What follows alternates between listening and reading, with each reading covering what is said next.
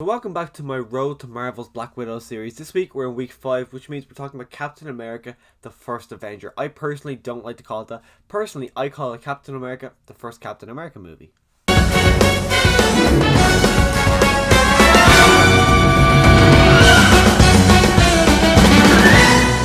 So let's start things off the same way we've done the entirety of this entire series and start talking about the cast. First up, you got Chris Evans, who of course plays Captain America, and I think he plays great. He actually, right from the bat, he just feels like Captain America. If you look at Chris Hemsworth, I think he grown into the character of Thor. In the first movie, he kind of got him, but he didn't really get him to the kind of extent he is in the future.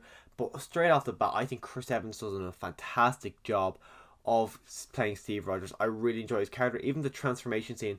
Even though it's just a smaller guy with his Chris Evans face pasted onto him, I just really like the journey of Steve Rogers throughout this movie. Really enjoy it, and just Chris Evans in general, I think plays him really well.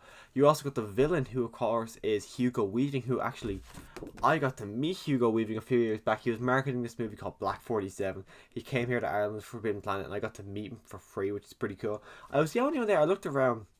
A lot of people had stuff from Lord of the Rings. A lot of people had stuff from The Matrix. I was the only one there that I seen that had something from Captain America, the first Avenger, because it's pretty cool. And when I showed him the poster, he was kind of taken back by the fact that, like, really, you want me to sign something for the first Captain America movie? But he does. In this movie, he plays him really well, really menacing. I'm kind of disappointed he never kind of returned. Of course, Red Skull returns, but of course it's not Hugo Weaving, so it's kind of disappointing he never returned. But he just plays a really good, menacing, like, even his voice is just extremely intimidating. You also have Tommy Lee Jones, who I always forget he's in the MCU. Like, I always think Tommy Lee Jones, yeah, he's never one you think in the MCU, but in this movie alone, I think he's great. He's actually really good. He's very good. He's someone you don't want to mess with, even though you know he's a good guy.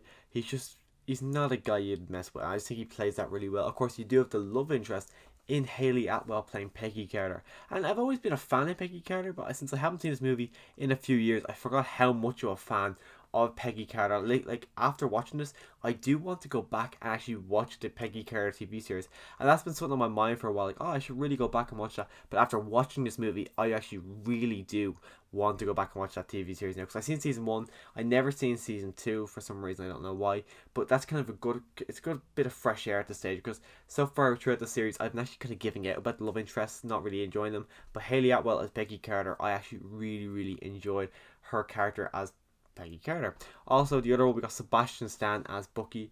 I've never really been much of a Bucky fan. Now, my girlfriend's probably going to kill me for saying that, because she is not only a massive fan of Sebastian Stan, but she really enjoys the Bucky character. So me saying I'm not really a fan of him, she's probably not going to like that.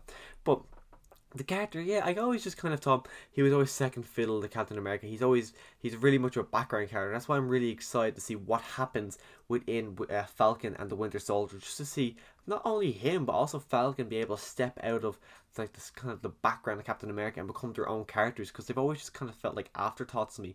More so Winter Soldier, he always just kind of feels like, oh yeah, he's there, but he's not really important. And I would love to see him actually now step into his own shoes and be his own character and not just a side character Captain America. So I'm actually really excited to see it.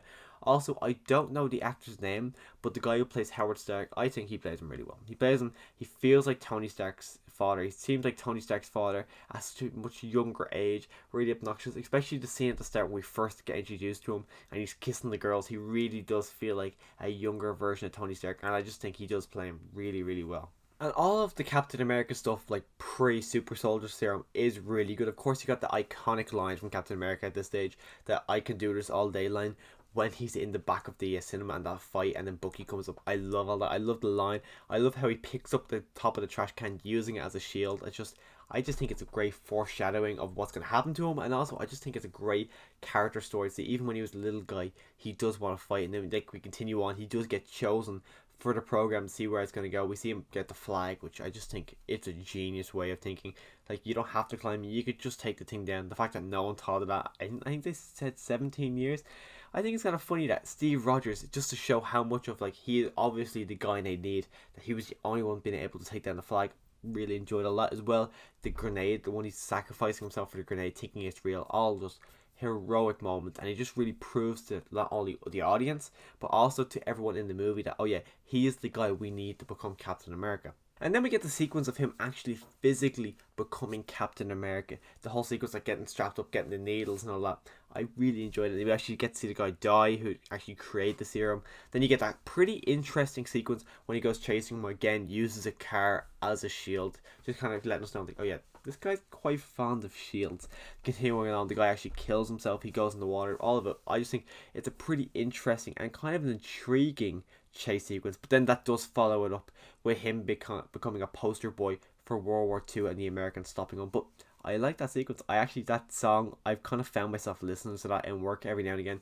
That song, as well as the theme song for this movie, I think the theme song in this movie is probably the best in. Yeah, it is the best solo theme song in the entirety of the MCU. It's just so inspirational. It's so energetic. I love it. It's one of those that it's actually the only one I've actually gone to listen to outside of like not watching the movies. Like, of course, I've heard the Avengers theme song, but besides the Avengers, Captain America is the only one I've listened to. Besides, well, I've listened to the Guardians of the Galaxy soundtrack, but that's not the theme song. I don't listen to that. The Captain America theme song, I just think is great, and it is by far the best solo theme song within the MCU. But anyways, the sequence with all the girls and Captain America going through all the sequence, knocking out Hitler, I just think that's really, really a fun scene that just it pays off. I think it works really, really well. Of course, it is corny, but they're trying to play it up like, okay, this would be corny, and they take it and they run with it, and I think it really works for them. And after that montage, we then get to see him at a war base, and then we find out that Bucky might be dead, so he takes the idea of going out there and actually going to rescue Bucky himself, because Tommy Lee Jones' character thinks they're going to lose more men than they're actually going to save. So Steve Rogers goes in there by himself, and it's just, I like that scene. I actually do. Like, I think the action sequences are pretty good. You get a little, yeah, I think it was 2 punches between Captain America and Red Skull, and then I don't know the guy's name. Adam Zola decides, oh crap, I need to pull these two away, or they're gonna kill each other after 2 punches. But I think it was a bit much. Maybe the fight scene a little bit more would have been a bit more interesting, because I think 2 punches just really wasn't enough for him to go, okay, I gotta pull these guys away. But then of course he gets Bucky back. They all get back, and it's kind of it's good. That's the start of the first. That's probably the first really interesting action sequence. Actually, it's probably the first action sequence, and then they make a decision which I think was a really odd decision, but also kind of makes sense to kind of skip over it, because they do a montage of Captain America going through all these war bases and blowing them up. Now, the montage is really interesting. I really like it. Of course, I love action movies, so to see him go through all these big action sequences are pretty cool, and it does make sense that they would montage through, because that would take up a lot of runtime if they didn't, and there's not really much story to it. It's just him going from base to base to base, destroying all of the bases. But as well, it is a war movie. The fact that they kind of skipped over majority of the war is a bit of a weird choice. But so I'm kind of half and half. I think it works that they did skip over, but I also think it's a weird choice that they skipped over because it's a war movie. But I can't decide which I think is more, because they both make a lot of sense, and you can argue for both ends, but they do make both a lot of sense. And then after the montage of Captain America going from base to base to base, destroying all of Red Skull's places, we get the final one. We get to see actually the train sequence before this, where Bucky dies, and it was never really emotional for me, because in this movie alone, the only attachment I had to Bucky was that he was Steve Rogers' best friend. So when I seen him die, I didn't really care, because I didn't really feel much for him. And then when he came back in with the soldier, I was like, oh, he's back. But I just didn't really care, because there's not really much, you don't really get much attachment to the character in this. The only emotion you do feel is just because he's Captain America's mate, but you don't really get much. The train sequence, though, yeah, it's okay, nothing massively. But then you get the big action sequence at the end when they go to the main base and they kind of destroy the place. They really do destroy the place.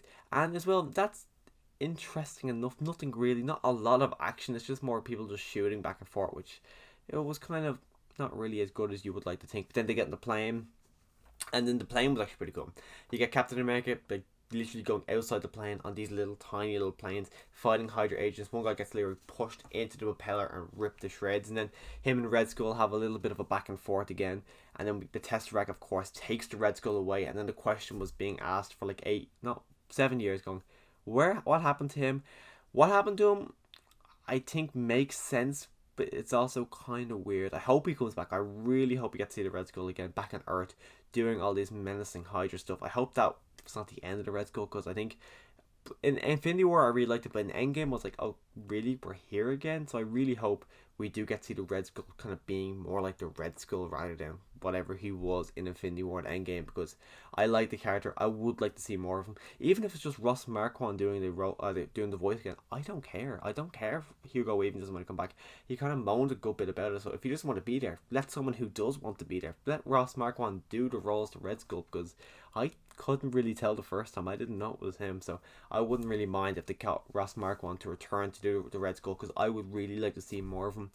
But anyways, you do get to see the sacrifice of Steve Rogers in this movie, which hits me so well. I forgot how well it hits. Like, I was like, oh yeah, that's an emotional ending. And as I was rewatching, I was like, holy shit, this is an emotional ending. And it's just when she says, when they're talking about going dancing, and all of a sudden you hear the plane crash, and then it's just, that's it, it's gone. It's just, yeah, it hits really, really well. Then he wakes up in the 21st century, talks like Fury, and he's like, he had a date or something. I can't remember exactly the line, but it's something like, I had a date. It just, all the emotion hits really, really well this finale, and it even pays off so much more seeing the end of Endgame. Captain America's story is by far my favorite story in the entirety of the MCU, because where he starts to where he finishes, I just think it's just a phenomenal story from start to finish. This movie gets a lot of hate, which I don't understand. I think this is one of the best MCU movies. I think this is the best origin story. Yes, of course, I think it's better than Black Panther. I think it's better than Iron Man. It's better than Thor, Ant-Man.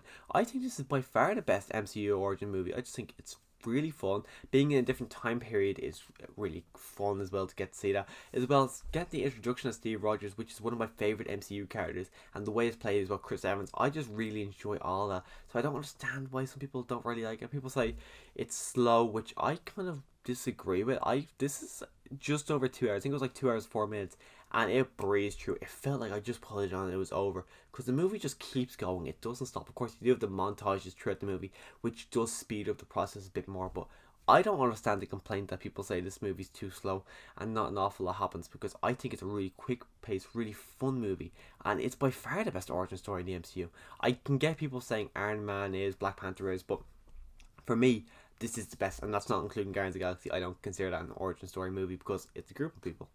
But anyways, that's my review for Captain America, the first Captain America movie. Let me know your thoughts on Captain America, the first Captain America movie, in the comment section down below. If you want to see more movie reviews from me, next week I'm going to be doing the Avengers. So if you want to see that, make sure you click the subscribe button, because I'm actually really excited to not only rewatch the Avengers, and also just talk about the Avengers. So if you do want to see that, click that subscribe button so you can come back when I do it next Friday, because next Friday I will be doing it next Friday. I know this video is a day late, but after doing a 14-hour shift followed by a 13.5-hour shift, I was like, yeah, I'm going to bed. So that's why this video is a day late, but it will not happen next week, because I'm going to try do it more in advance next week. So if you want to see my review for the Avengers next week, it's going to be there on Friday, so click that subscribe button. But as always, thanks for watching.